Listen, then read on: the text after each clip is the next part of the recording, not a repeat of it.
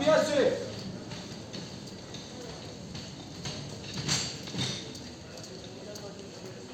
Şeye mi alıyorsun? Kırmızıya mı alacaksınız yoksa sarıya mı? Sarıya mı? Hocam. Hocam sarıya mı alalım? Kırmızıya mı?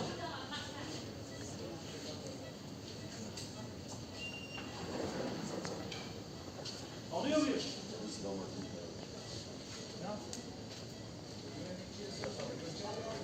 Al. Gökçe. Kaza aradı. Perver mi? Bu tamamdır. Kaza değil, kaza. Kaza değil. Kaza değil. Kavga.